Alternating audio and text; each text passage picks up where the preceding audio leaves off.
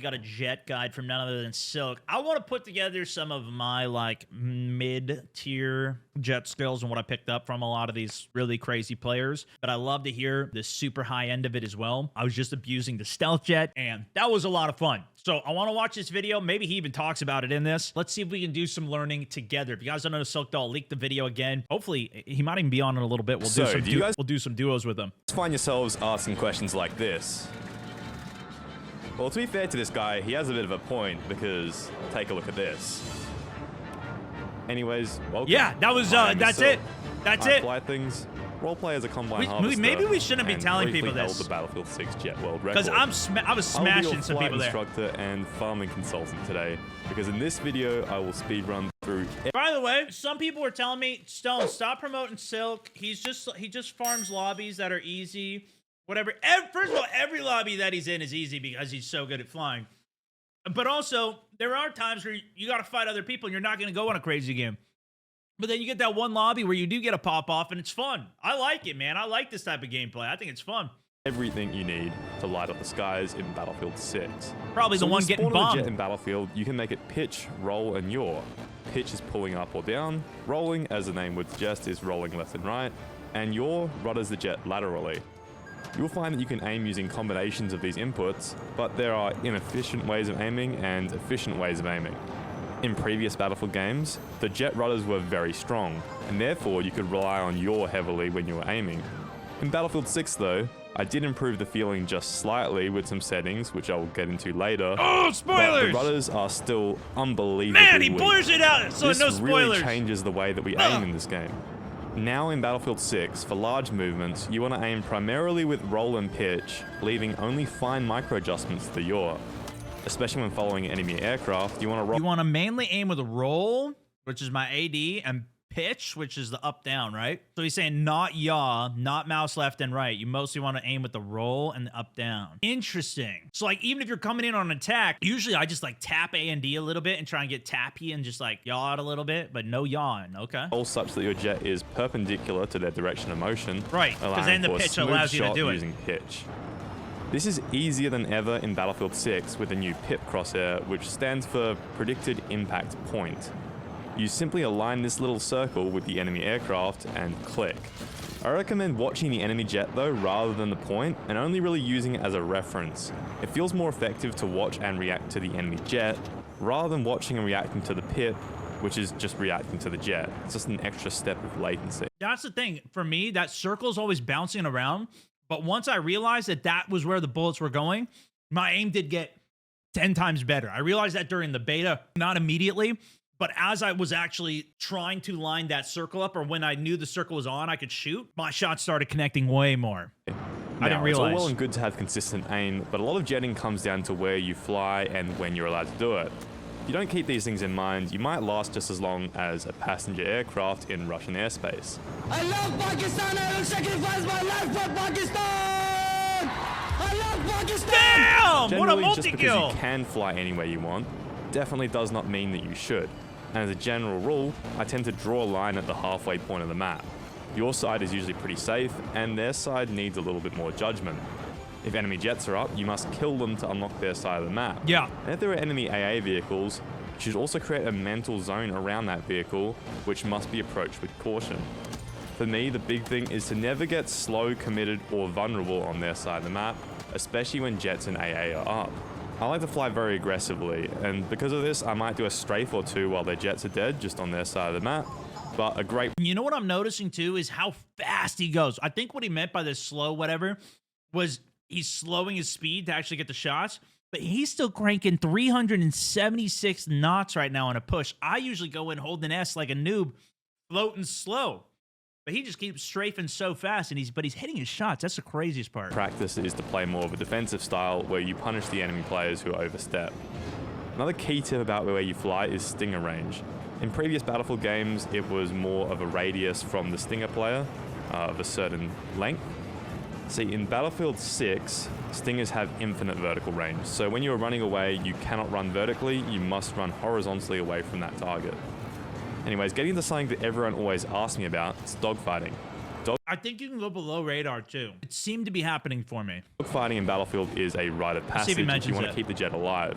This video could be twice as long and all about dogfighting, but I will give you guys the essentials here. Firstly, jets have an optimal turning speed. I roughly determined it by looping at different speeds and timing the frames required for one full loop. There's a couple potential points of error here. A, I'm not a robot, I couldn't keep it exactly on the target value. And B, I cannot ensure that I kept the jet perfectly horizontal this entire time, which would be required for the most accurate results. Anyways. Look at this grab! You can see the Wow! golden number is around 340. Well, Good graph. I mean, the golden number is 340 in a classical sense. See, I may have stumbled across some new tech here. Let me introduce you to vector tapping, or as I'm going to call it, V-tapping. V-tapping. There it is. The thrust Wait, what? vectoring in Battlefield 6 will always wait, what's right the that? jet back to its original position on the pitch axis. Well, I mean, it will if you vector for long enough. This is where V-tapping comes in. If you thrust vector in very short bursts, the game doesn't seem to recognize it, allowing you to keep the extra tight turn radius without ever getting self-righted. Obviously, this tech only applies to the stealth jets, and I am no V-tapping. When you are holding brake, which is S on keyboard, backwards on whatever. I don't actually know the controllers exactly, but you're holding brake, you're slowing down while hitting the afterburner, which is shift, and then you pitch up. I don't know if he mentions it, but you could also do a pitch down and do it forwards. If you hold that down, your jet will essentially go all the way up and you'll slow down really fast. And ideally, I was thinking like, you know, you do this and then maybe you can hit the afterburner and go out of it, but you can't. When you hit the afterburner or anything, you still will come back down and then it goes up. What he's saying is as you're lifting up, you don't even hold it down. You just tap S and shift and you just kind of do that while you're rolling, still holding spacebar. So you're always max pitch and you tap S and shift at the same time. So you're kind of going like this now, and then you just throw in a little extra, and then it cranks you a little faster when you're V-tapping. Expert just yet. But it does seem like you can be pretty spammy with these, especially when gravity is working with you. Now there is actually a little bit more speed tech, this time given to me by a player called Heed. He noticed that the jet turns faster when braking, especially from a high speed. At a steady state without V-tapping, it seems like 340 is the optimal turn speed, but where possible, start your dogfights at max speed and then brake down to 340 as you start turning. Then if you're in a stealth jet, you should be V-tapping, but remember, it's going to be a lot harder to aim while doing this, so it's a bit of a trade-off. You can get a pretty good turn rate if you just hold 340, it's easier to aim that way, or if you really want to pull around on the enemy jet, V-tapping seems to be the play. 340 is actually faster than I anticipated. I need to do that more, but I have noticed that same effect. If you're absolutely gunning it, especially if you go upwards, I found, maybe because you can stop faster, but if you're going super fast up, and then you pull brake hard, even in the attack jet with no V-tapping, and you start braking around, you can get a really, really fast turn, even considering your speed is high. So that makes sense even if the 340 is the better turn I think speed. it will also have a very, very strong utility in defense, doing scissors downwards, as you can really, really spam the hell out of it. Anyways, where to turn is definitely the hard part, and in Battlefield 6, without a radar, which is what the game is like right now, I'm having to rely a lot on sound and judging the enemy's direction as we merge. If I'm absolutely lost with no sound cue or no kind of information at the merge, I will actually press down my Alt key, which is free look, and flick back towards the enemy jet and check. What he means is if both the jets pass each other and you start flipping, you're going to come back around and see each other at the same time. This is what, like, if you're watching gameplay, it looks like they're just spinning around forever. And you even saw me doing it in my last game. I just kept looping over and over again. It's like, well, what is he doing? It actually is the right thing to be doing. You want to keep on flipping until you know where the other guy is, and then you can figure out where they are on the merge and then correct course from there. Either try and pop a couple shots when you're coming around each other, or get the ideal angle on the next flip to catch them that way. Where they go. Bro's lying, planes aren't even real. Right direction a little bit slower, I think. My bad. Rather than go in the wrong direction as fast as possible. What my friend always tells Do me, and I circle think this is fight? great I advice, think that's the term, is I don't to know. try and crash into the enemy jet without crashing into them. You want to pick the shortest path to where the enemy jet will be at the time of the next merge. Anyways, this part of the video is extremely hard to make without a radar, and I will 100% revisit it with a full dogfighting video once DICE fixes this horrific radar. Now, when it comes to farming, target make without a radar, and I will 100% revisit it with a full dogfighting video once. So normally, at least in previous battlefields, the radar would show the other jet on it. So when you're flipping around and going places, you can kind of gauge where the enemy was.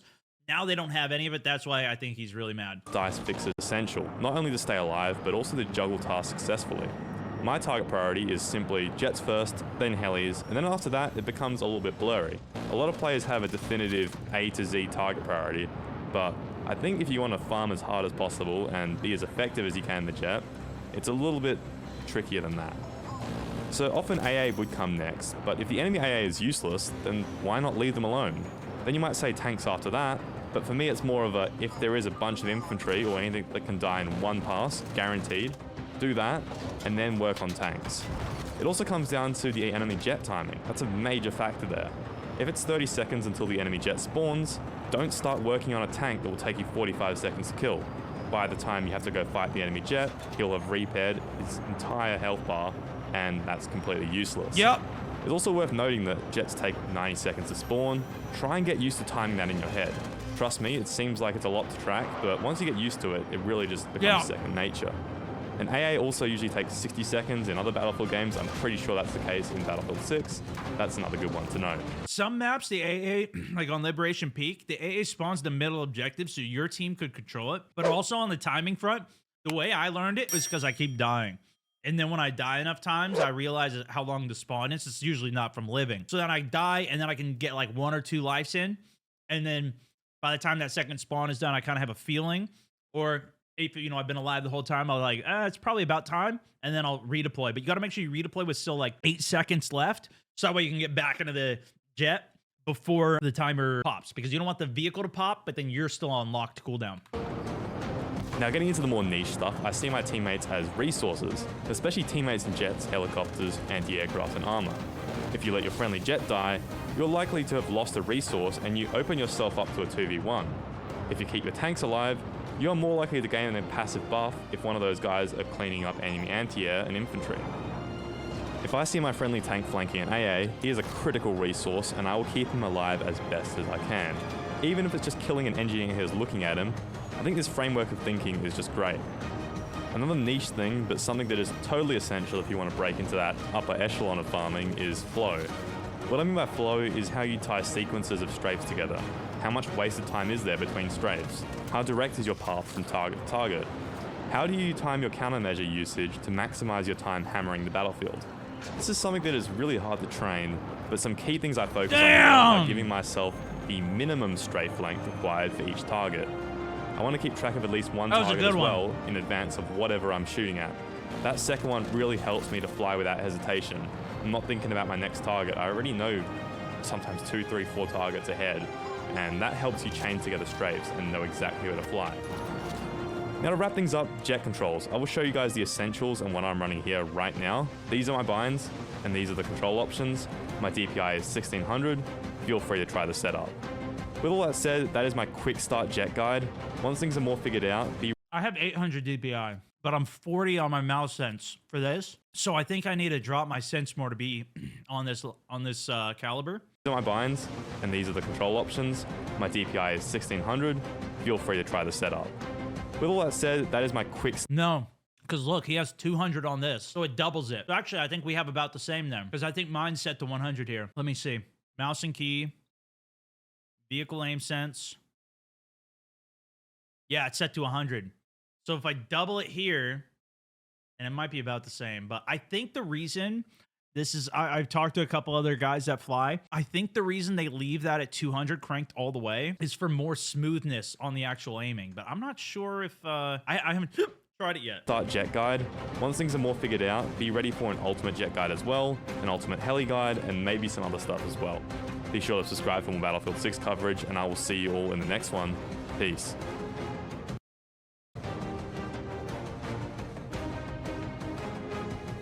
See the rest of his settings here. How does he get this to work? I tried this and it bugs. I can open the map, but I can't close the map with the with this button. Ooh. He also has the chase camera on that. I have that for the free look. What's his free look button? Did I miss out? He uses left alt free look. That still works because you don't need to take anything off, but you can't space, but you can't do that anyways. You can't space at the same time anyways.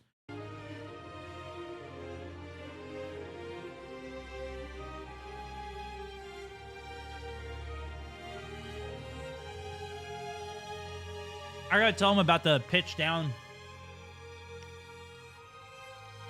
vectoring. We gotta see how good the pitch down turn vectoring is too. All right, awesome video, guys. I'm gonna link it again. Silk the legend, bro.